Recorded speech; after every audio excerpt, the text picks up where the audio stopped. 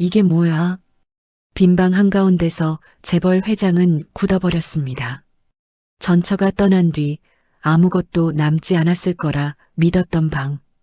그 바닥 아래에서 나온 건 이혼 소송 중이던 날짜가 찍힌 자국 내 아기집 초음파 사진 한 장이었습니다. 6주차? 손이 떨리기 시작했고 숨이 막혔습니다. 그때 그는 처음으로 깨달았습니다.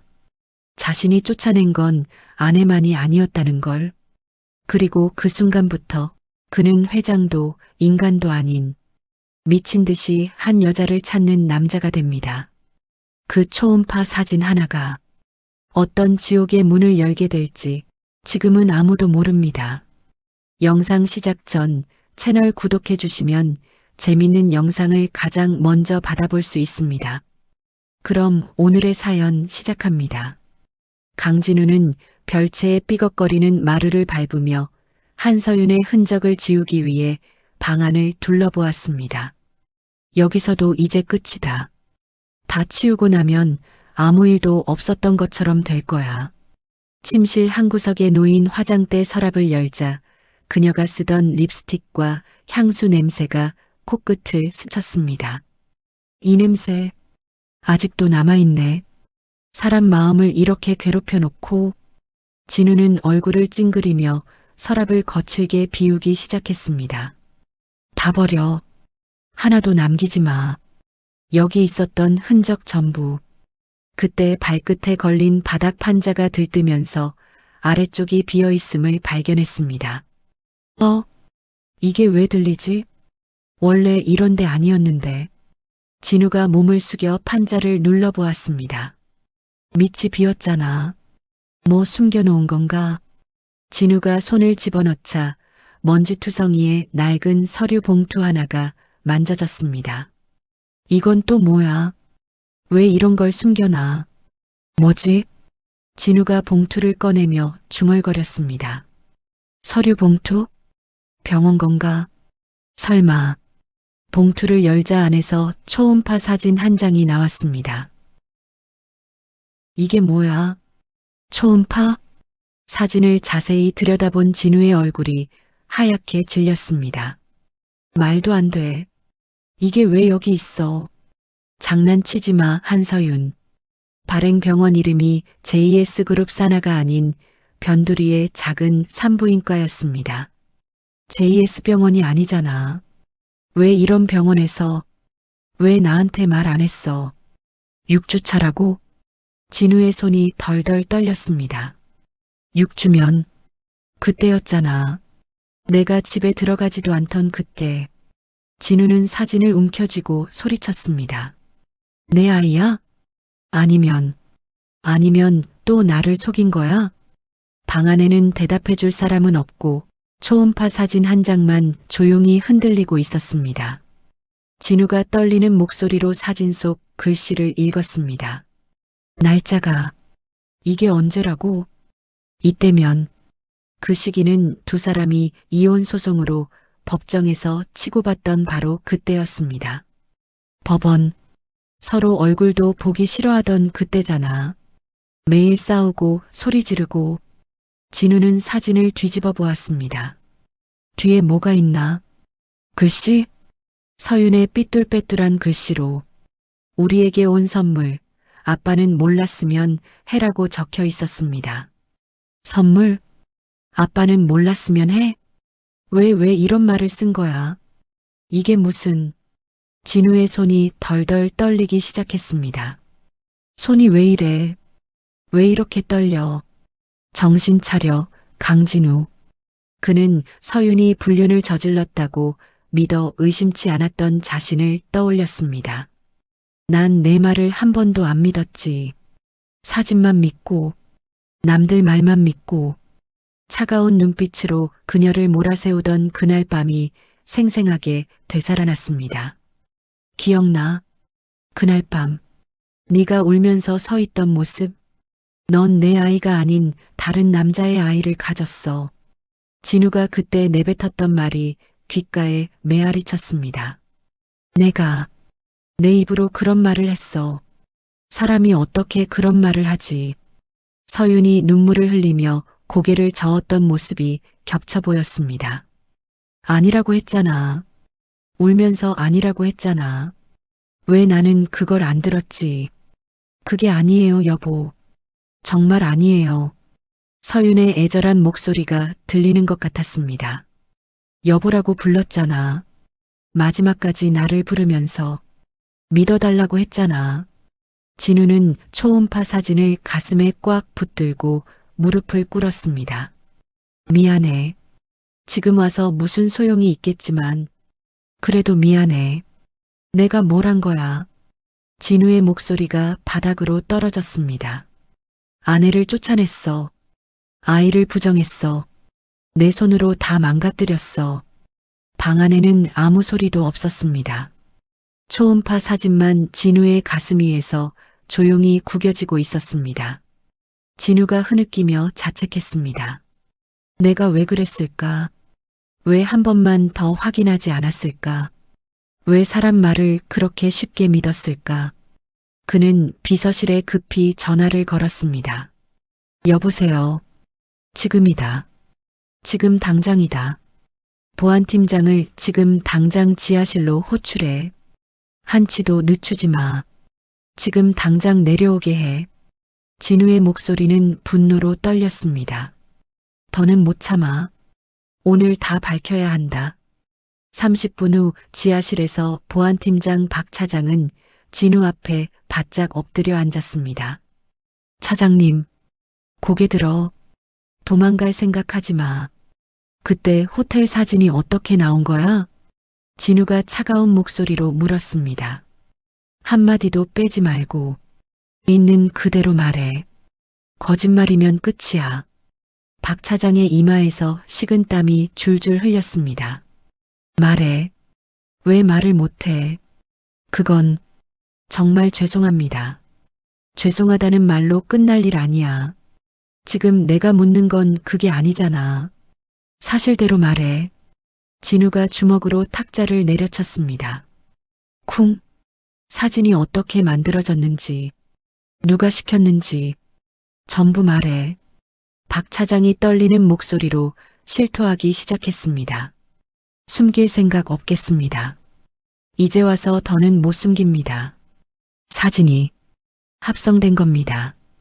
강태윤 전무님의 지시였습니다. 합성? 거짓 사진이라고? 진우의 눈에서 불꽃이 튀었습니다. 내가 그걸 보고 아내를 내쫓았어. 아이까지 부정했어. 태윤이가, 내 동생이, 피 섞인 동생이 그런 짓을 했다고? 죄송합니다. 거부할 수가 없었습니다. 거부할 수 없었다고? 그래서 사람 인생을 망가뜨려도 돼? 그래서 아이 하나를 없던 사람 취급해도 돼? 진우는 이를 악물었습니다. 이건 끝이야. 태윤이도, 이 일에 손댄 사람도. 지하실 공기가 무겁게 가라앉았습니다. 박 차장은 고개를 들지 못했고 진우의 분노만 조용히 번져가고 있었습니다. 박 차장이 바닥에 머리를 박으며 빌었습니다. 살려주십시오. 제가 잘못했습니다. 다시는 이런 일 없겠습니다. 진우는 가사 도우미 김이모를 급히 불러들였습니다. 김이모, 잠깐만 이리 와요.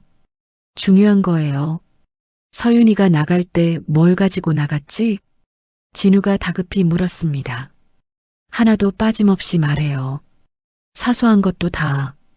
김이모가 눈시울을 적시며 대답했습니다. 아이고, 회장님. 생각만 해도 마음이 아파요. 낡은 청가방 하나뿐이었어요. 그것도 옷이 몇 벌 안 들어가는 작은 거요. 정말 그것뿐이었어요. 귀한 건 하나도 없었어요. 아주 조용히 나가셨어요. 위자료는 받은 거 없죠? 통장도 카드도 한 푼도 안 그냥 나가겠다고만 하시더라고요. 괜찮다고, 아무것도 필요 없다고 그 말만 계속하셨어요. 김이모의 말에 진우의 가슴이 무너져 내렸습니다. 내가 다 빼앗았구나. 사람 하나를 빈손으로 내쫓았어. 그는 비서실장에게 특명을 내렸습니다. 비서실장, 지금부터다. 한 사람 인생이 걸린 일이야. 전국 모든 산부인과 진료 기록을 실시간으로 감시하라. 감염으로 진료받았을 가능성도 있으니까 전수조사해. 작은 병원도 빠짐없이, 지방도 다 포함해서 하나라도 놓치지 마. 네, 회장님. 즉시 시작하겠습니다. 지금 당장 움직이겠습니다. 보고는 바로 올리겠습니다. 비서실장이 고개를 숙였습니다. 그때 추적팀에서 급한 전화가 걸려왔습니다. 여보세요. 뭐라고? 지금 찾았다고? 회장님, 서윤 씨가 마지막으로 머물렀던 고시원 CCTV를 복원했습니다. 보냈어? 화면 확보됐어? 지금 바로 틀어. 진우의 숨이 거칠어졌습니다. 서윤아, 거기서 얼마나 버텼던 거야? 조금만 더 기다려줘. 방 안의 공기가 다시 긴장으로 가득 찼습니다. 모든 시선이 CCTV 화면을 향해 모이고 있었습니다. 뭐가 나왔어? 진우가 숨을 죽이며 물었습니다. 말해. 하나도 숨기지 말고. 지금 바로. 만삭의 몸으로 비틀거리시면서 낡은 소형 트럭에 올라타는 모습이 포착되었습니다. 만삭이라고? 그 몸으로? 왜 혼자야? 진우는 즉시 트럭 번호판 조회를 지시했습니다. 번호판 당장 확인해. 차주, 이동 경로 전부. 하지만 대포 차량으로 확인되자 그의 의심은 깊어졌습니다. 대포차? 그럼 일부러 흔적을 지운 거잖아. 누군가 도와줬다는 거야. 내부에 배우가 있어. 진우가 이를 악물며 중얼거렸습니다. 밖에 사람이 아니야. 안에 있다. 우리 사람 중에. 그는 임원진 전원의 통신 기록 압수를 명령했습니다. 임원 전원이다. 예외 없다. 전화, 문자 전부. 직접 고시원을 찾아간 진우는 서윤이 머물던 3평 남짓한 작은 방에 들어섰습니다. 여기서 이런 데서 살았다고? 방 안을 천천히 둘러보던 진우는 숨을 삼켰습니다. 방 한 구석에는 돋보기와 시력 보조 기구들이 놓여 있었습니다. 이게 왜 여기 있어? 눈이 안 좋았다는 말이야? 왜 나한테 말 안 했어? 이게 뭐야? 진우가 바느질 바구니를 발견했습니다. 바느질? 서윤이가 이걸 했다고? 안에는 반쯤 완성된 아기 베넷 저고리가 들어 있었습니다. 아기 옷이잖아. 이걸 혼자 만들었어? 바늘에 실이 끼워진 채로 멈춰 있는 모습에 진우의 눈가가 뜨거워졌습니다. 끝까지 못했네. 그만둘 수밖에 없었구나. 서윤아. 진우가 베넷 저고리를 떨리는 손으로 만졌습니다. 춥지 말라고. 따뜻하게 입히려고. 이걸 만들고 있었구나. 한 땀 한 땀 정성스럽게 수놓인 작은 꽃무늬가 그녀의 간절함을 말해주고 있었습니다. 이렇게까지 혼자 버텼는데 나는 대체 뭘 했지? 진우는 서윤의 주치의를 찾아갔습니다. 선생님, 부탁입니다. 있는 그대로 말씀해 주세요. 한서윤 씨가 어떤 병을 앓고 있었나요? 진우가 의사에게 다급히 물었습니다. 언제부터였는지, 얼마나 힘들었는지. 유전성 시력 퇴행 질환입니다. 임신 중에는 약을 끊으셔야 했어요. 약을 끊었다고요? 그럼 더 안 보였을 텐데. 그 상태로 혼자 버텼단 말입니까? 진우는 고개를 떨궜습니다. 눈도, 몸도, 마음도 다 망가질 때까지. 그는 천천히 눈을 감았습니다. 이제야 서윤이 왜 그렇게 조용히 사라졌는지 조금은 알 것 같았습니다. 의사가 안타까운 표정으로 설명했습니다. 말씀드리기 참 어렵습니다. 그래도 사실대로 말씀드려야 합니다. 약을 끊으면? 진우가 숨을 삼키며 물었습니다. 얼마나 나빠집니까? 얼마나 위험합니까? 시력이 급속도로 나빠집니다. 하지만 태아에게 미칠 영향을 우려해서 본인이 고집하셨어요. 본인이요? 아무도 시킨 게 아니라요? 혼자서 결정한 겁니까? 진우의 다리에서 힘이 빠졌습니다. 눈이 안 보이는데도 약도 못 먹고 그걸 다 견딘 거야. 그는 집무실로 돌아가 책상과 의자를 발로 차며 광란의 분노를 터뜨렸습니다. 으악, 다 내 잘못이야. 다 내가 만든 일이야. 내가 그녀를 어둠 속으로 밀어 넣었어. 진우가 절규하며 유리창을 주먹으로 쳤습니다. 내가 몰아붙였어. 내가 믿지 않았어. 내가 혼자 두었어. 피가 흐르는 손을 보며 그는 맹세했습니다. 이 손이 다쳐도 상관없어. 이 정도로는 안 돼. 서윤이를 찾기 전까지는 절대 회장실로 돌아가지 않겠다. 의자도, 책상도 다 필요 없어. 진우는 서윤의 친정집으로 차를 몰았습니다. 비켜. 지금 당장 가야 해. 빗속을 뚫고 달려가 대문을 두드렸습니다. 쾅! 쾅! 문 좀 열어주세요. 장인어른, 서윤이가 어디 있는지 알려주세요. 진우가 무릎을 꿇고 애원했습니다. 잘못했습니다.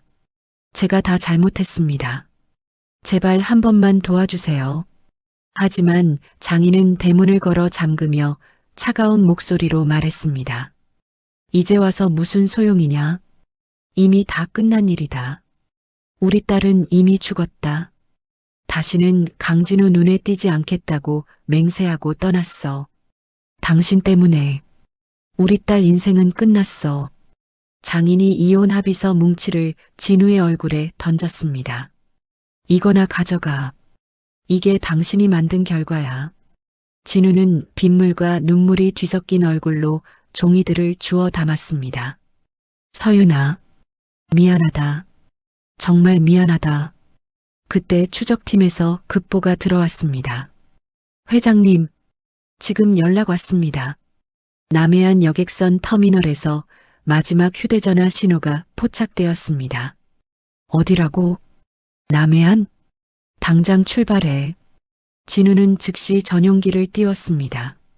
지체하지 마. 지금 바로. 터미널 인근 식당에서 그는 서윤의 결제 기록을 확인했습니다. 이 사람이 맞습니까? 이 카드 기록. 고단백 식단을 주문하셨네요. 평소엔 드시지 않던 건데. 식당 사장이 고개를 끄덕였습니다. 임신한 분 같았어요.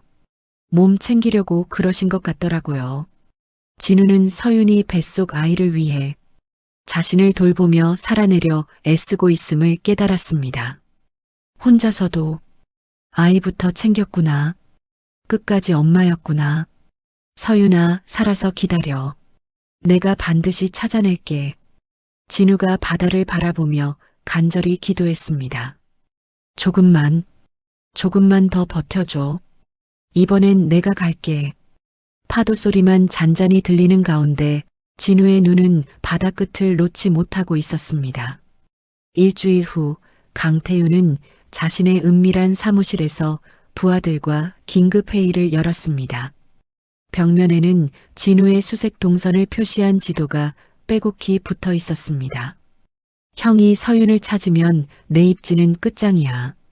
태윤이 이를 악물며 말했습니다. 그의 옆에 앉은 정 실장이 조심스럽게 입을 열었습니다. 전무님, 그렇다면 아예 영구히 처리하는 게 어떨까요?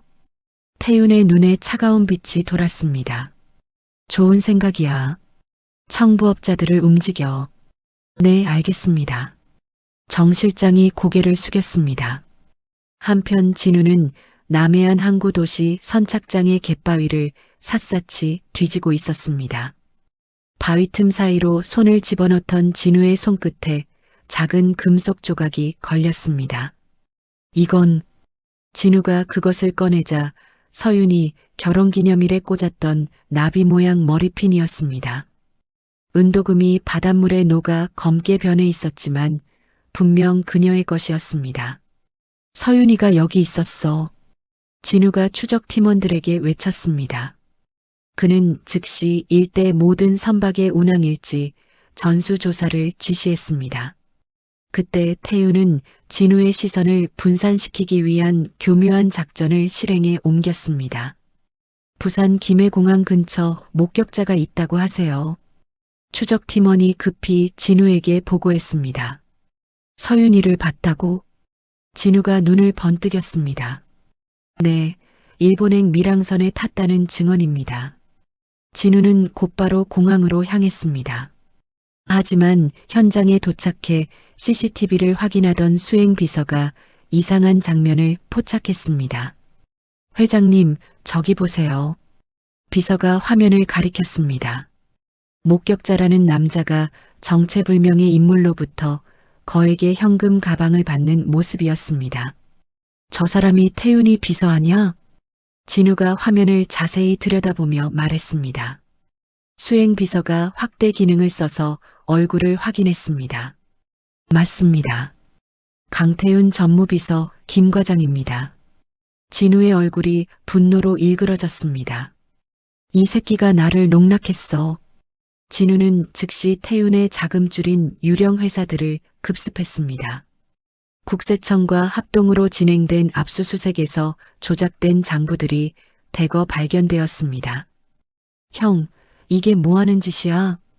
태윤이 회장실에 불려와 억지로 웃으며 말했습니다. 진우는 대답 대신 태윤의 목을 움켜잡았습니다. 서윤이가 어디 있어? 뭔 소리야? 나는 몰라. 태윤이 비웃으며 진우의 손목을 뿌리쳤습니다. 네가 증거 조작을 시킨 거 다 들켰어. 진우가 태윤의 멱살을 잡으며 소리쳤습니다. 그게 뭐 어쨌다고? 네가 증명할 수 있어? 태윤이 오히려 당당하게 맞섰습니다. 그 시각 청송도의 작은 민박집에서 서윤은 빨래를 널고 있었습니다. 만삭의 배 때문에 허리를 펴기 힘들어 자주 쉬어가며 일을 했습니다. 어머머, 서윤 씨 괜찮? 민박집 주인 할머니가 걱정스럽게 물었습니다. 네, 괜찮아요. 조금만 더 하면 돼요. 서윤이 미소를 지으며 대답했습니다. 그때 갑작스럽게 아랫배가 꽉 조이면서 서윤이 빨래 바구니를 놓치고 쪼그려 앉았습니다. 아파요. 서윤이 배를 움켜쥐며 신음했습니다. 어떻게 해, 도진이를 불러야지. 할머니가 허둥지둥하며 보건소로 뛰어갔습니다. 김도진이 급히 달려와 서윤의 맥박을 재고 혈압을 측정했습니다. 스트레스성 조기 진통 증세입니다. 절대 안정이 필요해요. 도진이 서윤을 들것에 실어 보건소로 옮겼습니다. 보건소 침대에 누운 서윤의 동공을 라이트로 비춰본 도진의 표정이 어두워졌습니다. 시력이 많이 나빠지셨네요. 수술이 시급합니다. 안 돼요. 아이 얼굴을 한 번만이라도 보고 싶어요. 서윤이 고개를 저으며 간청했습니다. 그때 청송도 선착장에는 실종자 수색반으로 위장한 괴한들이 나타났습니다. 검은 선글라스를 낀 그들은 서윤의 몽타주를 들고 다니며 마을 사람들에게 보여주었습니다. 이 여자 못 봤어요? 키 큰 괴한이 마을 이장에게 몽타주를 내밀었습니다. 이장은 그들의 험악한 분위기를 눈치채고 고개를 저었습니다. 못 봤어요. 이런 사람은 우리 마을에 없어요. 이장이 태연하게 거짓말을 했습니다. 괴한들이 떠나자 이장은 급히 보건소로 뛰어가 서윤에게 경고했습니다. 수상한 사람들이 찾아왔어요. 일단 뒷방에 숨어 있으세요. 이장이 서윤을 안전한 곳으로 피신시켰습니다. 한편 진우는 태윤의 휴대전화 통화 기록을 디지털 포렌식으로 복원하고 있었습니다. 회장님, 청송도라는 단어가 복구되었습니다. 기술팀장이 화면을 가리키며 보고했습니다. 진우의 눈이 번개처럼 빛났습니다. 청송도로 가자. 하지만 기상 악화로 모든 여객선이 운항을 중단한 상황이었습니다. 회장님, 너무 위험합니다. 파도가 5m를 넘어요. 헬기 조종사가 만류했습니다. 상관없어. 당장 출발해. 진우가 목숨을 걸고 헬기 출격을 강행했습니다. 그 사이 태우는 최후의 수단을 준비하고 있었습니다. 그는 마을 청년 한 명을 거액으로 매수했습니다. 민박집의 누전 사고를 가장한 화재를 일으켜 태윤이 차가운 목소리로 지시했습니다. 사람이 다치면 어떻게 해요? 청년이 망설였습니다. 그건 네가 알아서 해. 돈만 받고 입 다물어. 태윤이 현금 뭉치를 건네며 협박했습니다. 헬기에서 내린 진우가 마을로 뛰어들어갈 때 민박집은 이미 거대한 불길에 휩싸여 있었습니다. 주황색 화염이 하늘을 뒤덮고 마을 사람들이 물동이를 들고 우왕좌왕했습니다. 서윤아, 진우가 불길 속으로 뛰어들려 했지만 경호원들이 그를 붙잡았습니다. 회장님, 너무 위험해요. 놓아, 서윤이가 안에 있어. 진우가 몸부림치며 소리쳤습니다. 그때 태윤이 헬기에서 내려 현장에 나타났습니다. 형, 이미 늦었어. 서윤이는 죽었을 거야. 태윤이 가짜 슬픔을 연기하며 말했습니다. 닥쳐. 서윤이는 살아있어. 진우가 태윤의 가슴팍을 밀치며 외쳤습니다. 바로 그 순간 도진이 뒷문을 부수고 연기를 뚫고 나타났습니다. 그는 의식을 잃은 서윤을 들것에 실어 탈출시키고 있었습니다. 서윤아. 진우가 불타는 집 앞에서 무릎을 꿇고 서윤의 이름을 부르짖었습니다. 혼란을 틈탄 태윤은 서윤의 가방에 미리 준비한 위조 유전자 검사지를 몰래 집어넣었습니다. 훗날 아이의 정체성에 의문을 제기할 음모의 씨앗을 심은 것입니다. 진우는 연기에 그슬린 서윤의 얼굴을 어루만지려 했지만 도진과 마을 사람들이 강하게 저지했습니다. 지금은 안 됩니다. 산모가 위험해요. 도진이 진우를 보건소 밖으로 밀어냈습니다. 진우는 보건소 문 앞에서 무력하게 서윤의 이름만 부를 뿐이었습니다. 보건소 안에서 의식을 되찾은 서윤은 창밖에서 들려오는 진우의 목소리에 온몸을 떨며 공포에 질렸습니다. 서윤아, 나야, 진우야. 창밖에서 진우가 간절히 부르는 소리가 들려왔습니다. 서윤은 뱃속의 아이를 감싸 안고 침대 구석으로 몸을 웅크렸습니다. 안 돼요. 오지 마세요. 서윤이 떨리는 목소리로 중얼거렸습니다. 그녀는 진우가 자신을 강제로 끌고 가서 아이를 빼앗으려 온다고 생각했습니다. 보건소 치료대 위에 놓인 수술용 가위를 손에 쥔 서윤은 접근하는 모든 이를 위협했습니다. 가까이 오지 마요. 제발. 서윤이 가위를 높이 들며 소리쳤습니다.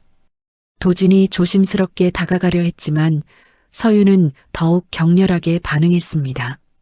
저한테서 아이를 뺏으려고 하는 거죠? 절대 안 돼요. 그때 태윤이 보건소 복도에 나타나 진우에게 위조된 유전자 검사지를 내밀었습니다. 형, 이것 좀 봐. 태윤이 가짜 동정의 표정을 지으며 말했습니다. 뭐야 이게? 진우가 서류를 받아들었습니다. 서윤이가 섬에서 다른 남자와 관계를 가진 증거야.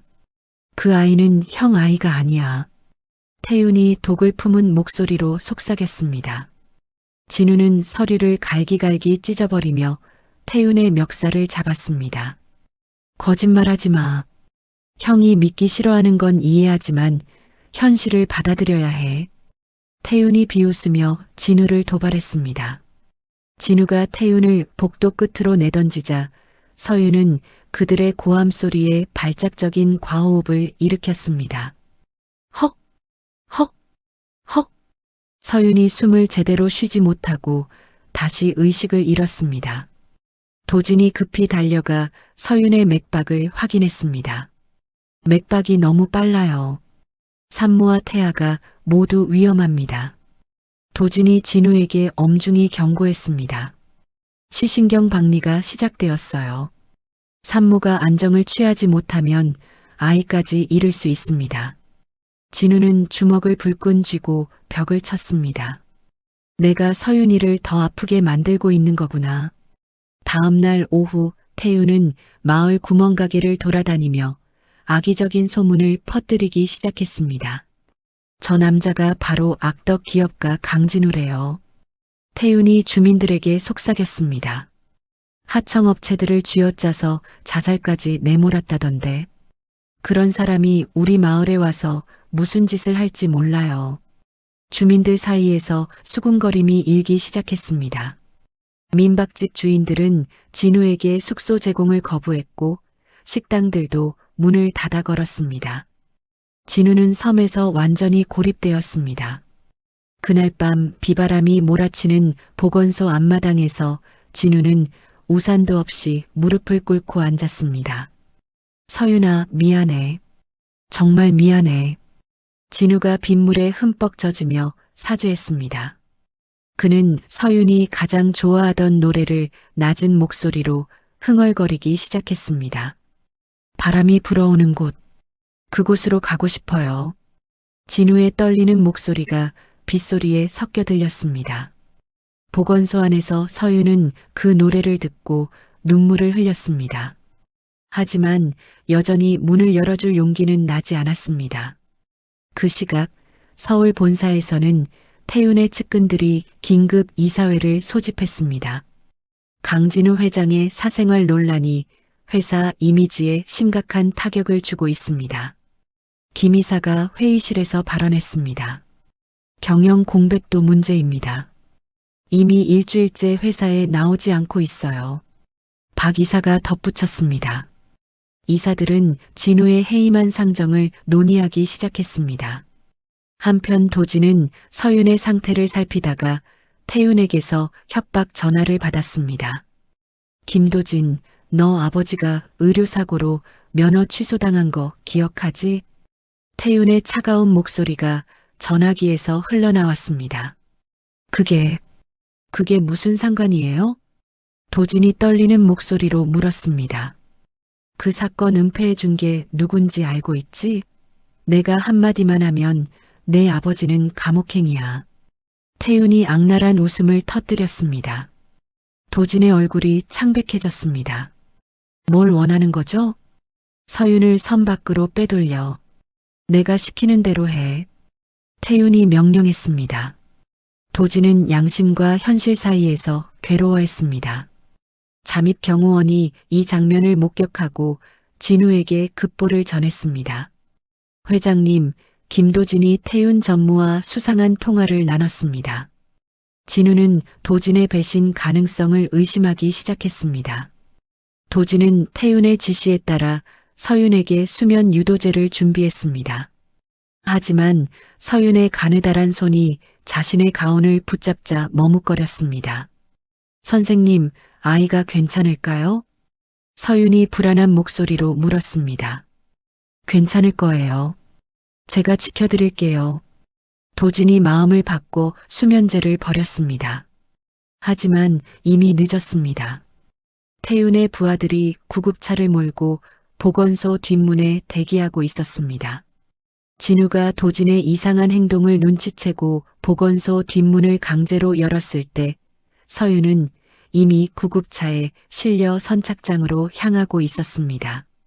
서윤아, 진우가 절망에 찬 목소리로 외쳤습니다. 선착장에 도착한 진우는 태윤의 수하들과 거친 난투극을 벌였습니다. 주먹이 오가고 발길질이 난무하는 가운데 진우는 구급차 앞을 가로막았습니다. 서윤이를 내놔. 형, 이제 그만해. 태윤이 구급차에서 나와 서윤의 목에 칼을 들이댔습니다. 한 발자국만 더 다가와봐. 서윤이가 어떻게 될지 몰라. 태윤의 눈에 광기가 서렸습니다. 빗줄기가 굵어지는 가운데 서윤은 의식이 없는 채로 태윤에게 끌려갔습니다. 진우는 무력하게 선착장 바닥에 떨어진 서윤의 신발 한 짝을 주워들었습니다. 서윤아, 서윤아. 진우가 바다를 향해 절규했습니다. 태윤은 서윤을 보트에 태워 거친 파도 속으로 사라져갔습니다. 진우는 무릎을 꿇고 서윤의 신발을 가슴에 안으며 오열했습니다. 태우는 서윤을 외딴 산속에 폐쇄된 요양병원에 감금했습니다. 모든 창문에는 철창이 있고 외부 통신이 완전히 차단된 곳이었습니다. 출산 예정일까지 여기서 기다려. 아이는 내가 가져갈 거야. 태윤이 의식을 잃은 서윤에게 차가운 미소를 지으며 말했습니다. 진우는 보트의 항로를 추적하려 했지만 태윤이 설치한 교란 장치 때문에 레이더가 마비되었습니다. 절망에 빠진 진우는 마지막 수단을 동원했습니다. 제 전 재산을 보상금으로 걸겠습니다. 서윤이를 찾아주세요. 진우가 방송을 통해 전 국민에게 애원했습니다. 하지만 서윤의 행방은 여전히 오리무중이었습니다. 절망적인 상황 속에서 진우는 서울로 돌아와 서윤의 흔적을 더 찾기 위해 그녀의 개인 물품들을 뒤지고 있었습니다. 그때 소망의 집이라는 고아원에서 전화가 걸려왔습니다. 혹시 강진우 회장님이세요? 한서윤 씨가 맡겨둔 물건이 있어요. 원장의 목소리가 전화기에서 들려왔습니다. 진우는 즉시 차를 몰고 고아원으로 향했습니다. 소망의 집 원장실에서 백발의 원장이 작은 금고, 열쇠와 봉투를 건네주었습니다. 서윤 씨가 만약의 상황에 대비해 맡겨두셨어요. 꼭 회장님께 전해달라고 하시면서요. 원장이 안타까운 표정으로 말했습니다. 진우는 떨리는 손으로 편지를 뜯어 읽기 시작했습니다. 여보, 이 편지를 읽고 있다면 저에게 무슨 일이 생긴 것 같아요. 태윤 씨가 그룹 자금을 빼돌린 증거가 담긴 USB를 은행 금고에 숨겨뒀어요. 이걸로 당신을 도울 수 있을 거예요.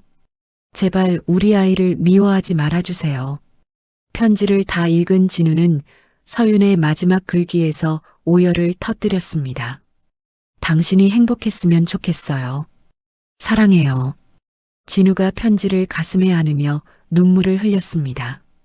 서윤아, 네가 나를 원망했을 텐데도. 진우는 서윤이 끝까지 자신의 안위를 걱정했다는 사실에 가슴이 찢어지는 듯 했습니다. 그는 즉시 은행으로 가서 서윤이 맡겨둔 금고를 열었습니다. 안에는 태윤의 비자금 조성 내역이 담긴 USB와 횡령 증거 서류들이 빼곡히 들어 있었습니다. 이걸로 태윤을 잡을 수 있어. 진우가 USB를 손에 쥐며 다짐했습니다.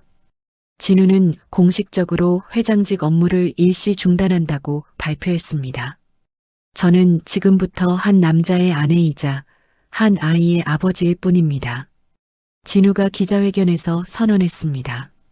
그는 신뢰하는 신복 몇 명과 함께 태윤의 비밀 요양병원을 찾기 위한 은밀한 작전에 돌입했습니다. 한편 외딴 산속 요양병원에 감금된 서윤은 창살 너머로 보이는 하늘을 바라보며 절망에 빠져 있었습니다. 그때 도진이 간호사 복장을 하고 몰래 병원에 침입했습니다. 서윤 씨, 저예요. 김도진이에요. 도진이 작은 목소리로 속삭였습니다. 도진 선생님? 어떻게 여기를? 서윤이 놀란 표정으로 돌아봤습니다. 죄송해요. 제가 태윤에게 협박당해서. 도진이 고개를 숙이며 사죄했습니다. 그는 태윤의 감시를 피해 몰래 가져온 영양제와 쪽지를 서윤에게 건넸습니다. 진우 씨가 당신을 찾고 있어요. 조금만 더 버텨주세요. 쪽지를 읽은 서윤의 눈에서 한 줄기 희망이 피어올랐습니다. 정말 저를 찾고 있나요? 서윤이 떨리는 목소리로 물었습니다. 네, 전 재산을 걸고 찾고 계세요. 당신을 정말 사랑하나 봐요. 도진이 진심 어린 목소리로 대답했습니다. 도진은 진우에게 비밀리에 요양병원의 내부 도면과 경비 교대 시간을 전송했습니다. 동시에 서윤의 실명을 늦추기 위한 긴급 처방약을 몰래 투여했습니다. 이걸로 조금이라도 시간을 벌 수 있을 거예요. 도진이 주사를 놓으며 말했습니다. 진우는 도진이 보낸 정보를 바탕으로 요양병원 뒷산을 넘어 잠입 작전을 개시했습니다. 깊은 밤 경비들의 눈을 피해 병원 건물 안으로 들어간 진우는 서윤이 있는 병실을 찾아다녔습니다. 3층 끝방에서 작은 불빛이 새어나오는 것을 발견한 진우는 조심스럽게 문을 열었습니다. 어둠 속에서 서윤이 벽을 더듬으며 혼잣말을 하고 있었습니다. 별이야, 아빠는 어떤 사람일까? 착한 사람이면 좋겠다. 서윤이 배를 쓰다듬으며 태어날 아이와 대화하고 있었습니다. 진우는 당장 그녀를 안고 싶었지만 트라우마를 자극하지 않기 위해 참았습니다. 대신 목소리를 변조하고 시각장애인 전문 보조사로 위장했습니다.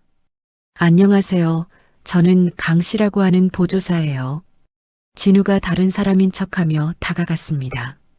보조사요? 누가 보내주셨어요?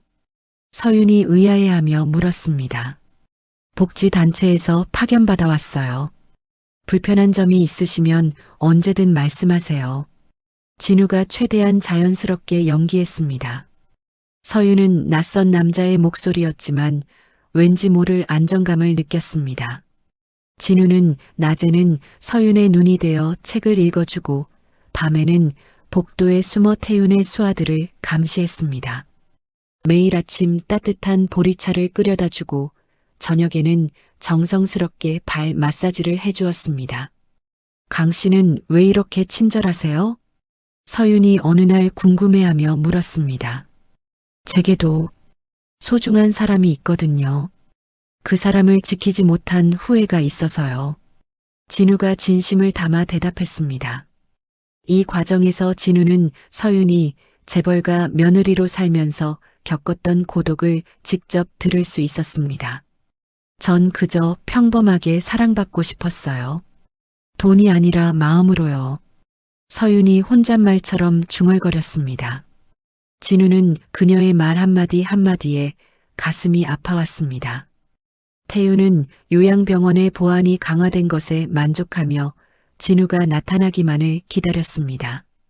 하지만 정작 코앞에서 진우가 보조사 역할을 하고 있다는 사실은 전혀 눈치채지 못했습니다. 진우는 서윤의 손을 잡고 병원 정원을 산책하며 속으로 다짐했습니다. 반드시 너를 다시 빛을 볼 수 있게 해주겠어. 도진과의 협력으로 외부에서 대기 중인 의료 헬기를 은밀히 호출했습니다. 구출 작전 당일 서윤은 자신을 부축하는 보조사 강 씨와 함께 병원을 나서고 있었습니다. 그때 서윤의 손이 진우의 손목에 있는 오래된 흉터를 만지게 되었습니다. 그것은 과거 서윤이 치료해 주었던 진우만의 특별한 상처였습니다. 이 상처, 서윤이 멈춰서며 진우의 손목을 더듬었습니다. 진우의 심장이 쿵쿵 뛰기 시작했습니다. 혹시 강우 씨예요? 서윤이 떨리는 손으로 진우의 얼굴을 더듬기 시작했습니다. 턱선을 따라 코끝을 따라 만져보던 서윤의 손이 진우의 눈가에 머물렀습니다. 진우죠? 서윤이 확신에 찬 목소리로 말했습니다. 진우는 더 이상 위장을 유지할 수 없었습니다. 가면을 벗어 던진 그는 서윤을 조심스럽게 품에 안았습니다. 미안해, 서윤아. 정말 미안해. 진우가 그녀의 귀에 속삭였습니다. 왜 이렇게까지? 서윤이 진우의 가슴에 얼굴을 묻으며 울기 시작했습니다. 널 잃고 나서야 깨달았어.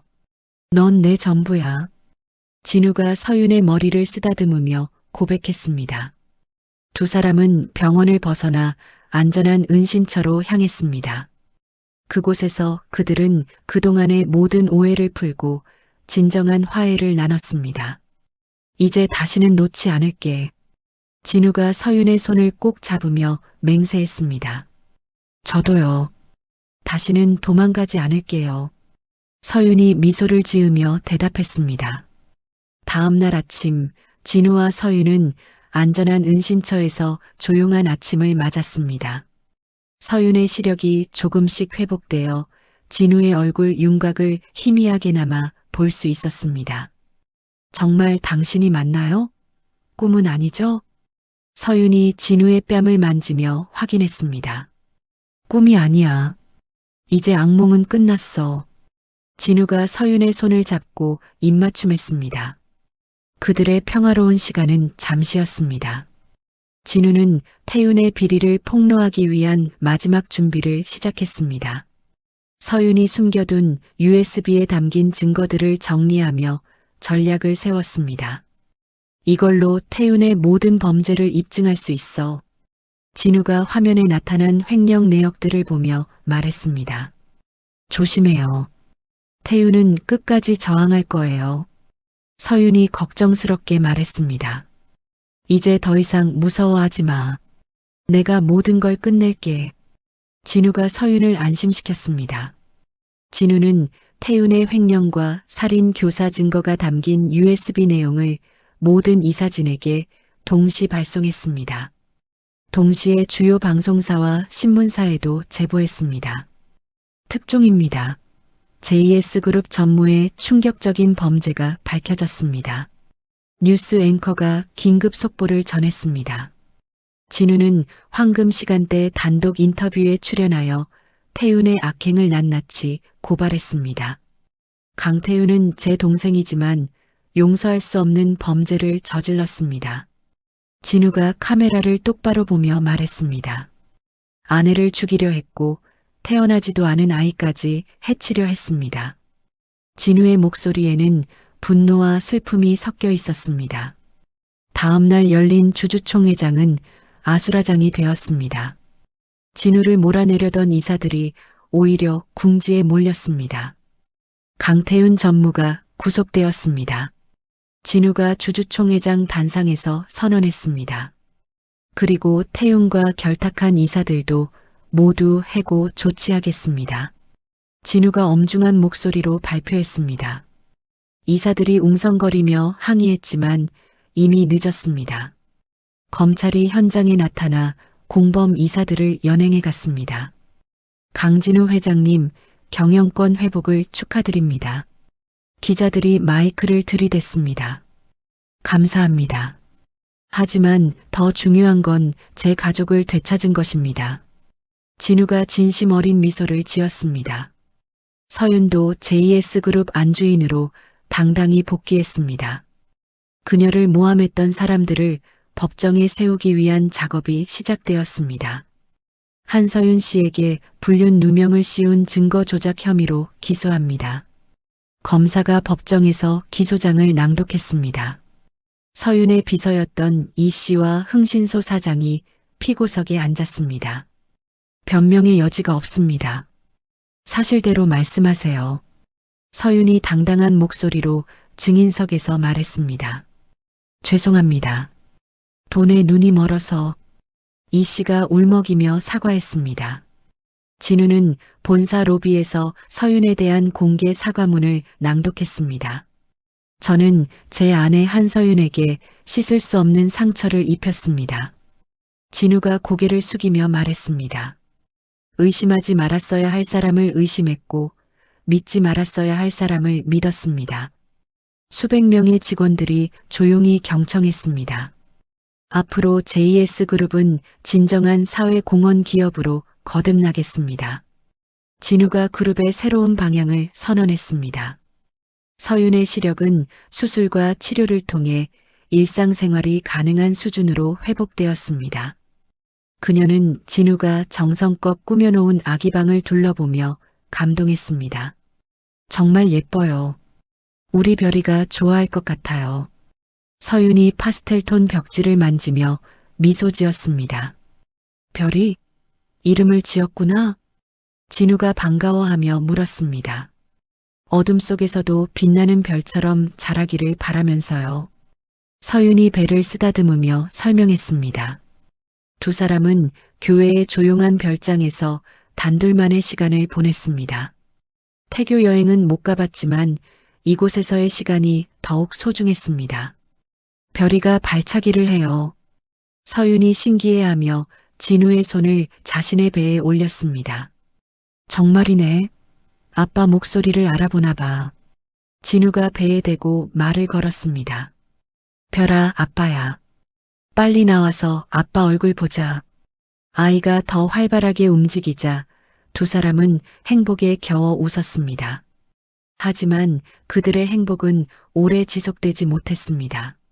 모든 것을 잃은 태윤이 마지막 복수를 계획하고 있었기 때문입니다. 이제 잃을 게 없어. 형과 서윤을 지옥으로 끌고 가겠어. 태윤이 감옥에서 탈출한 뒤 남은 신복들을 모았습니다. 그는 진우와 서윤이 머무는 별장을 습격할 무기들을 준비했습니다. 자동 소총과 폭발물까지 동원한 무력 테러를 계획했습니다. 형수님, 정기 검진일에 맞춰 병원에서 끝내자. 태윤이 광기 어린 눈빛으로 말했습니다. 진우는 서윤의 안전을 위해 사설 보안 인력을 대폭 늘렸습니다. 하지만 태윤은 병원 검진 차량으로 위장하여 지하 주차장에 매복했습니다. 검진 당일 병원에 도착한 서윤은 의사로부터 좋은 소식을 들었습니다. 아기 심박수가 매우 안정적이에요. 건강하게 자라고 있습니다. 의사가 미소 지으며 말했습니다. 다행이에요. 정말 다행이에요. 서윤이 안도의 눈물을 흘렸습니다. 진우는 서윤의 손을 꼭 잡고 진료실을 나섰습니다. 병원 로비에는 두 사람을 축복하러 온 시민들과 취재진이 가득했습니다. JS그룹의 감동적인 러브스토리, 진정한 사랑의 승리, 기자들이 카메라 플래시를 터뜨렸습니다. 진우는 대중 앞에서 서윤을 향한 사랑을 다시 한번 맹세했습니다. 이 여자는 제 생명보다 소중한 사람입니다. 진우가 서윤의 이마에 키스하며 말했습니다. 이 장면은 생중계를 통해 전국으로 방송되었고 JS그룹의 주가는 사상 최고치를 기록했습니다. 이제 정말 어둠은 끝났어. 진우가 서윤에게 속삭였습니다. 하지만 그 순간 군중 속에서 검은 모자를 깊게 눌러쓴 태윤이 서서히 다가오고 있었습니다. 태윤은 품속에서 날카로운 단도를 꺼내 들고 서윤의 배를 향해 돌진했습니다. 죽어라. 태윤이 광기 어린 소리를 지르며 덤벼들었습니다. 진우는 본능적으로 서윤을 자신의 뒤로 밀어내며 태윤의 공격을 자신의 등으로 받아냈습니다. 으악! 진우가 고통스러운 비명을 질렀습니다. 피가 그의 셔츠를 적시며 흘러내렸습니다. 현장은 순식간에 아수라장이 되었고 서윤의 절규가 병원 로비에 울려 퍼졌습니다. 여보, 여보. 서윤이 쓰러진 진우를 붙잡고 울부짖었습니다. 챕터 6 두 번째 위기. 진우가 쓰러진 틈을 타 태윤은 혼란스러운 군중을 뚫고 서윤을 낚아채어 병원 옥상으로 도주했습니다. 뒤쫓아오는 경호원들을 향해 사제 가스총을 발사하며 저항했습니다. 가까이 오지 마. 한 발자국만 더 오면 서윤을 죽인다. 태윤이 광기 어린 목소리로 소리쳤습니다. 옥상 난간 끝에 서윤을 세운 태윤은 출동한 경찰들에게 요구사항을 외쳤습니다. 헬기를 준비해. 그리고 형의 지분 포기 서약서도. 태윤이 서윤의 목에 칼을 들이대며 최후의 인질극을 벌였습니다. 등에 자상을 입고 응급 처치를 받던 진우는 마취도 거부한 채 지혈대만 감고 옥상으로 기어 올라왔습니다. 태윤아, 원하는 대로 다 해줄게. 서윤이만 놓아줘. 진우가 피를 흘리며 애원했습니다. 늦었어, 형. 이미 모든 게 끝났어. 태윤이 비웃으며 대답했습니다. 진우는 떨리는 손으로 지분 포기 각서를 작성하기 시작했습니다. 자, 여기 있어. 내가 가진 모든 걸 다 포기할게. 진우가 각서를 태윤에게 건넸습니다. 극심한 공포와 태윤의 압박으로 인해 서윤은 갑작스러운 하혈을 시작했습니다. 아, 아파요. 서윤이 배를 움켜쥐고 주저앉았습니다. 조기 진통이 시작된 것이었습니다. 차가운 옥상 바닥에서 서윤은 고통으로 신음하며 의식을 잃어갔습니다. 서윤아, 서윤아. 진우가 절망에 찬 목소리로 외쳤습니다. 태윤은 각서를 확인하고도 서윤을 밀어버리려 했습니다. 약속이 다른데. 진우가 몸을 날려 태윤의 다리를 붙잡았습니다. 두 사람은 난간 끝에서 위태롭게 매달렸습니다. 놓아, 같이 죽자. 태윤이 진우를 끌어안으며 소리쳤습니다. 바로 그 순간 저격수의 정확한 사격이 태윤의 어깨를 관통했습니다. 으악! 태윤이 고통스러운 비명을 지르며 진우를 놓쳤습니다. 경찰들이 달려들어 태윤을 제압하는데 성공했습니다. 진우는 피범벅이 된 손으로 서윤을 품에 안았습니다. 서윤아, 괜찮아. 이제 안전해. 진우가 그녀를 달래며 말했습니다. 곧바로 수술실로 향하는 이동 침대에 두 사람이 함께 실렸습니다. 수술실 앞 복도에서 의사가 진우에게 심각한 경고를 했습니다. 산모의 출혈이 너무 심합니다. 자궁적출을 해야 할 수도 있어요. 의사가 무거운 표정으로 말했습니다. 그리고 최악의 경우 산모와 아이 중 한 명을 선택해야 할 상황이 올 수 있습니다. 진우의 다리에서 힘이 빠졌습니다. 그런 선택은 할 수 없어요. 둘 다 살려내세요. 진우가 의사의 멱살을 잡으며 울부짖었습니다. 최선을 다하겠습니다. 하지만 기적이 필요할 거예요. 의사가 고개를 숙이며 말했습니다. 진우는 병원 복도에 주저앉아 신에게 처절한 기도를 올렸습니다. 제발, 제발 서윤이와 아이를 살려주세요. 제 목숨을 대신 가져가세요. 그때 태윤의 남은 잔당들이 병원 지하 전기 공급실에 침입했습니다. 메인 전선을 절단하여 병원 전체를 암흑으로 몰아넣는 테러를 감행한 것입니다. 정전이다. 비상 발전기를 가동해. 의료진들이 당황하며 소리쳤습니다. 하지만 비상 발전기마저 작동하지 않았습니다. 수술실의 조명이 꺼지자 의사들은 수술을 중단할 수밖에 없었습니다. 이런 상황에서는 수술을 계속할 수 없어요. 집도이가 절망적인 목소리로 말했습니다. 진우는 어깨의 부상에도 불구하고 직접 지하 기계실로 뛰어내려갔습니다. 그곳에서 태윤의 잔당들과 목숨을 건 육탄전이 벌어졌습니다. 방해하지 마. 괴한 중 하나가 쇠파이프로 진우의 머리를 내려쳤습니다. 진우의 이마에서 피가 흐르기 시작했습니다. 하지만 그는 쓰러지지 않고 수동 레버를 향해 기어갔습니다. 서윤아, 별아. 진우가 마지막 힘을 다해 레버를 돌렸습니다.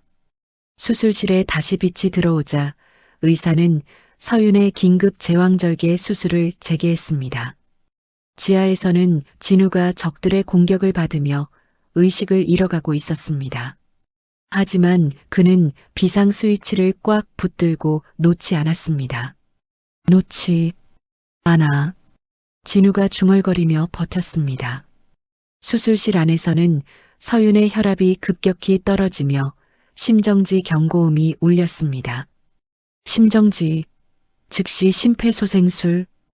의료진이 긴급 처치에 들어갔습니다. 1시간 같은 1분이 흘렀습니다. 그때 수술실에서 아기의 미약하지만 선명한 울음소리가 터져나왔습니다. 응애, 응애. 별이가 세상에 태어난 순간이었습니다. 하지만 서윤은 여전히 의식을 회복하지 못한 채 산소호흡기에 의지하고 있었습니다. 진우는 만신창이가 된 몸으로 수술실 앞으로 기어 올라왔습니다. 서윤이는 어떻게 됐어요? 진우가 떨리는 목소리로 물었습니다. 의사가 무거운 표정으로 고개를 저었습니다. 아직 의식을 찾지 못하고 있습니다. 마음의 준비를 하셔야 할 것 같습니다. 의사의 말에 진우는 그대로 복도 바닥에 고꾸라졌습니다. 서윤아. 진우가 바닥에서 서윤의 이름을 부르며 절규했습니다. 챕터 7 새로운 시작. 진우는 중환자실 유리창 너머로 창백하게 누워있는 서윤을 바라보며 간절히 기도했습니다. 등에 깊이 박힌 칼에 의해 폐가 찔린 상태였지만 그의 마음은 온통 서윤과 아이 걱정뿐이었습니다. 제발 두 사람 다 무사하게 해주세요. 진우가 붕대로 감긴 가슴을 누르며 간청했습니다. 의료진은 서윤이 극심한 스트레스로 인한 조기 진통을 겪고 있다고 설명했습니다. 산모의 상태가 위독합니다. 언제 깨어날지 장담할 수 없어요. 담당 의사가 심각한 표정으로 말했습니다. 진우는 자신의 부상을 돌보지도 않고 서윤 곁을 지켰습니다. 매일 그녀의 손을 잡고 이야기를 들려주었습니다. 서윤아, 별이가 태어나면 같이 바다도 보러 가고 놀이공원도 가자. 진우가 의식 없는 서윤에게 속삭였습니다. 도진은 서윤의 회복을 위해 최선의 의료진을 섭외하고 24시간 간병에 전념했습니다. 특수 영양제와 태아에게 무해한 치료제를 투여하며 기적을 기대했습니다. 진우 씨, 포기하지 마세요. 서윤 씨는 강한 분이에요. 도진이 진우를 격려했습니다. 보름이 흘러 어느 날 아침 서윤의 손가락이 미세하게 움직였습니다. 진우는 그 작은 신호를 놓치지 않았습니다. 서윤아, 들려? 진우가 다급히 서윤의 얼굴을 들여다봤습니다. 서윤의 눈꺼풀이 천천히 열리며 희미한 빛이 들어왔습니다. 아이는 어떻게 됐어요? 서윤이 가느다랗고 쉰 목소리로 첫 마디를 건넸습니다. 괜찮아. 별이는 건강해. 진우가 기쁨에 겨워 외쳤습니다. 그는 핸드폰으로 신생아실 인큐베이터 안의 아들 영상을 보여주었습니다. 화면 속 작은 아기가 손을 꼼지락거리는 모습에 서윤은 생애 가장 뜨거운 눈물을 흘렸습니다. 정말 우리 별이에요? 서윤이 화면을 보며 감격했습니다. 응, 우리 아들이야. 너랑 똑 닮았어. 진우가 서윤의 눈물을 닦아주며 말했습니다. 한편 태우는 병원 테러와 살인 미수 등 중범죄로 무기징역을 선고받았습니다. 법정에서 그는 마지막까지 뻔뻔한 태도를 보였지만 판사는 엄정한 판결을 내렸습니다. 피고인의 범행은 계획적이고 잔혹하여 사회에서 영구히 격리되어야 합니다. 판사가 판결문을 낭독했습니다. 태윤의 측근들도 모두 중형을 받고 업계에서 완전히 퇴출되었습니다. 서윤이 태어나는 날 진우는 병원 입구부터 집까지 장미꽃길을 만들었습니다. 수만 송이의 빨간 장미가 길게 이어진 모습에 서윤은 감동했습니다. 이렇게까지 할 필요는 없었는데. 서윤이 부끄러워하며 말했습니다. 앞으로는 매일이 축제일 거야. 진우가 서윤을 부축하며 웃었습니다. 저택에 도착한 서윤을 위해 진우는 모든 조명을 시력 보호용으로 교체해 두었습니다. 부드러운 간접 조명이 집안을 따뜻하게 비추었습니다. 도진은 진우의 지원으로 청송도에 최첨단 의료시설을 갖춘 보건소를 완공했습니다. 서윤과 같은 희귀질환을 연구하는 전문센터도 함께 설립되었습니다. 이제 더 많은 환자들을 도울 수 있을 거예요. 도진이 새 보건소를 둘러보며 뿌듯해했습니다. 서윤의 친정 부모도 병실 앞에서 무릎 꿇고 용서를 구했습니다. 딸아, 미안하다. 아버지가 잘못했다. 아버지가 눈물을 흘리며 사과했습니다. 어머니도 후회하고 있어. 제발 용서해다오. 어머니도 서윤의 손을 붙잡고 빌었습니다. 서윤은 진우의 권유에 따라 그들을 용서하고 가족의 인연을 회복했습니다. 이제 우리 별이에게도 할아버지 할머니가 생겼네요. 서윤이 따뜻한 미소를 지었습니다. 진우는 JS그룹 회장직을 전문 경영인에게 승계했습니다. 자신은 대주주로서 감독 역할만 하기로 결정했습니다. 이제 가족이 최우선이에요. 진우가 이사회에서 선언했습니다. 새 가족은 서울을 떠나 청송도가 보이는 해안가 마을로 이주했습니다. 바다가 내려다 보이는 작은 집에서 평범한 일상을 시작했습니다. 여기가 우리 새 집이야, 별아. 서윤이 아기를 안고 집 앞 마당에서 중얼거렸습니다. 진우는 서윤의 시력 회복 수술비를 지원하는 재단을 설립했습니다. 전국의 시각 장애 산모들에게 무료 치료를 제공하는 사업이었습니다. 서윤이 재단이라는 이름으로 많은 이들에게 희망을 주었습니다. 당신 이름을 딴 재단이에요. 자랑스러워요. 진우가 재단 현판을 가리키며 말했습니다. 서윤의 시력은 꾸준한 치료로 일상생활에 전혀 지장이 없을 정도로 회복되었습니다. 그녀는 다시 바느질을 할 수 있게 되어 별이의 옷을 직접 만들어 입혔습니다. 엄마가 만든 옷이야. 예쁘지? 서윤이 별이에게 말을 걸었습니다. 진우는 매일 회사에서 일찍 퇴근해 아들을 목욕시키고 서윤과 함께 저녁 산책을 즐겼습니다. 바닷바람을 맞으며 걷는 이 시간이 그들에게는 가장 소중했습니다. 이런 게 진짜 행복이구나. 진우가 서윤의 손을 잡고 감탄했습니다. 태윤의 비자금으로 피해받았던 하청업체들에게 JS그룹은 파격적인 보상을 실시했습니다. 진정한 상생 기업으로 거듭나기 위한 진우의 의지였습니다. 이제야 떳떳해졌어. 진우가 보상금 지급식에서 말했습니다. 서윤은 자신을 도와주었던 고시원 할머니를 찾아가 새 집을 선물했습니다. 그리고 그녀를 재단의 고문으로 모셨습니다. 할머니 덕분에 제가 살 수 있었어요. 서윤이 할머니의 손을 잡고 고마워했습니다. 별이 어머니가 이렇게 성공하다니. 할머니가 다 뿌듯해. 할머니가 눈물을 닦으며 기뻐했습니다. 어느 날 저녁 세 가족은 선착장에서 붉은 노을을 바라보며 앉아 있었습니다. 별이가 서윤의 품에서 잠들어 있고 진우는 그 모습을 물끄러미 바라보았습니다. 다시는 이 손을 놓지 않을게. 진우가 서윤의 자유로운 손을 잡으며 맹세했습니다. 저도요. 우리 세 명이 영원히 함께해요. 서윤이 진우에게 기대며 답했습니다. 바닷바람이 그들의 머리카락을 살랑살랑 흔들고 갈매기들이 하늘을 자유롭게 날아다녔습니다. 태윤의 광기로 시작된 모든 시련이 끝나고 진정한 평화가 찾아온 순간이었습니다. 진우는 바다를 바라보며 과거를 회상했습니다. 권력과 의심에 눈이 멀어 소중한 것을 놓칠 뻔했던 자신을 떠올리며 다시 한번 다짐했습니다. 앞으로는 사랑만 믿고 살자. 진우의 속삭임이 바닷바람에 실려 멀리 퍼져나갔습니다. 1년 뒤 가을 청송도의 작은 마당에서는 아들별이의 돌잔치가 열렸습니다. 마을 주민 전체가 모여 잔치국수를 나누며 축제 분위기를 만끽했습니다. 별이야, 돌 축하해.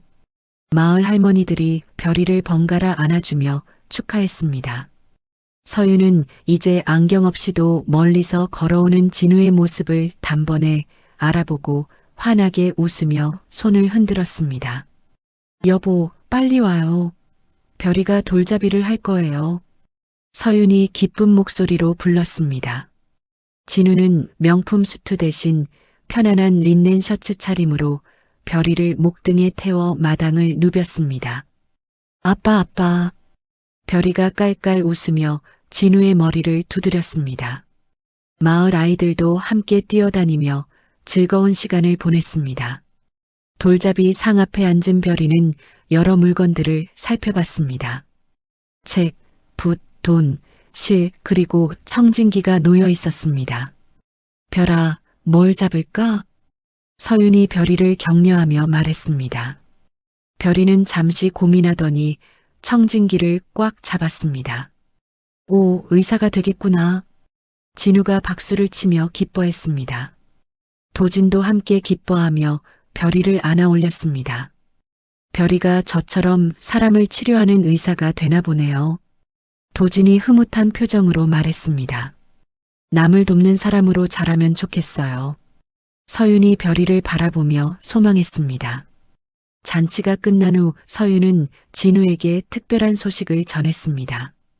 여보, 이것 좀 봐요. 서윤이 미소를 지으며 초음파 사진을 건넸습니다. 진우가 사진을 받아들고 눈을 크게 뜨며 놀랐습니다. 이건 설마 둘째예요. 8주 차래요. 서윤이 수줍게 고백했습니다.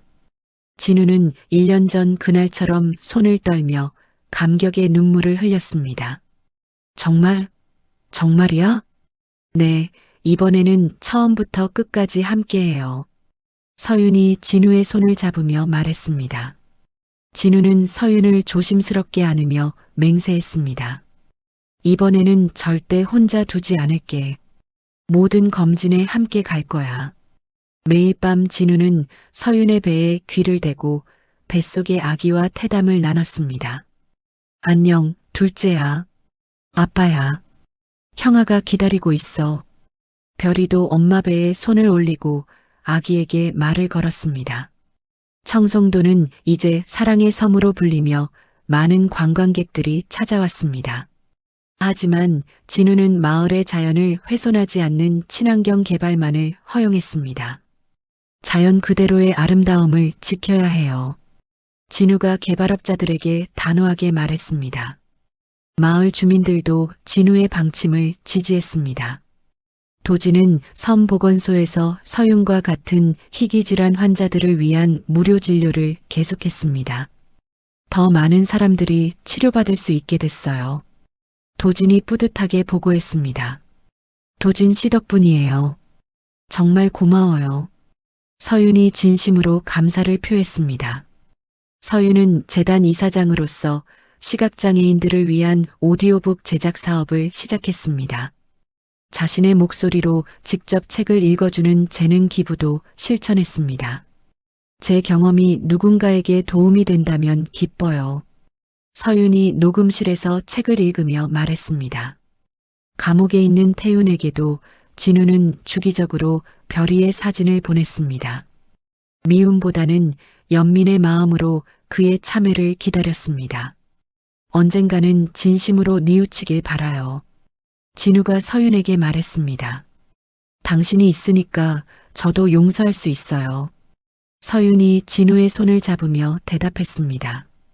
깊어가는 밤, 세 가족은 나란히 누워 창밖에 쏟아지는 은하수를 바라봤습니다. 별이야, 저기 별들이 너를 축복하고 있어. 진우가 별이를 품에 안고 속삭였습니다. 별이는 반짝이는 별들을 보며 손을 뻗어 잡으려 했습니다. 서윤은 진우의 어깨에 기대어 행복을 만끽했습니다. 정말 꿈 같아요. 이런 평범한 행복이 이렇게 소중한 줄 몰랐어요. 나도 마찬가지야. 너와 별이가 있어 완전해졌어. 진우가 서윤의 머리를 쓰다듬으며 말했습니다. 다음 날 아침 눈부신 햇살이 비치는 거실 테이블 위에는 특별한 것들이 놓여 있었습니다. 1년 전 빈 방에서 발견되었던 낡은 초음파 사진이 이제는 행복한 가족 사진들과 함께 액자에 담겨 있나고 있었습니다. 첫째 별이의 돌사진, 둘째 임신 소식을 담은 초음파 사진, 그리고 청송도 바닷가에서 찍은 가족 사진까지 모든 사진들이 한 액자 안에서 조화롭게 어우러져 있었습니다. 이제 정말 완전한 가족이네요. 서윤이 사진들을 바라보며 미소 지었습니다. 앞으로 더 많은 추억을 만들자. 진우가 서윤과 별이를 양팔로 안으며 말했습니다. 오후가 되자 세 가족은 바닷가로 산책을 나갔습니다. 별이는 모래사장에서 열심히 모래성을 쌓고 진우와 서윤은 손을 잡고 파도 소리를 들었습니다. 1년 전 이맘때 우리가 얼마나 절망적이었는지 기억해요?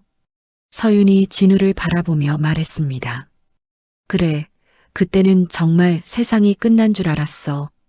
진우가 고개를 끄덕였습니다. 하지만 지금 보세요. 이렇게 행복할 수 있어요. 서윤이 별이를 바라보며 웃었습니다. 해가 지기 시작하자 하늘이 붉은 노을로 물들었습니다.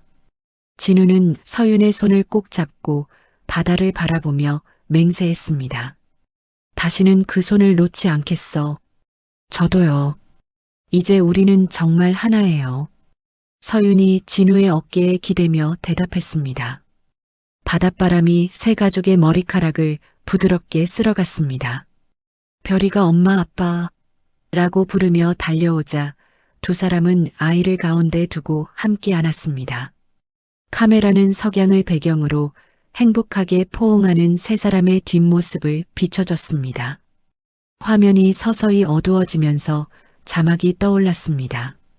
가장 깊은 어둠 속에서도 사랑은 길을 찾아낸다. 이렇게 진우와 서윤, 그리고 별이의 이야기는 새로운 희망과 함께 아름다운 대단원의 막을 내렸습니다. 강진우와 한서윤의 이야기는 우리에게 진정한 사랑의 의미를 일깨워줍니다. 오해와 편견 속에서도 꺾이지 않는 사랑, 절망적인 상황에서도 서로를 지키려는 마음, 그리고 용서와 화해를 통해 더욱 깊어지는 부부의 인연을 보여주었습니다. 때로는 가장 가까운 사람에게 가장 큰 상처를 주기도 하고 사소한 의심이 돌이킬 수 없는 상황을 만들기도 합니다. 하지만 진정한 사랑이 있다면 어떤 시련도 극복할 수 있다는 것을 이들의 여정이 증명했습니다. 청송도의 따뜻한 바닷바람처럼 서로를 감싸 안는 사랑의 힘은 가장 깊은 어둠마저 밝힐 수 있습니다. 별이와 둘째 아이로 더욱 완성된 이들의 가족이 앞으로도 행복하기를 바라며 우리 모두도 일상에서 소중한 사람들에게 더 많은 관심과 사랑을 전하기를 소망합니다. 이야기를 끝까지 들어주신 분이 계시다면 잘 들었다고 댓글 하나만 남겨주세요. 감사합니다.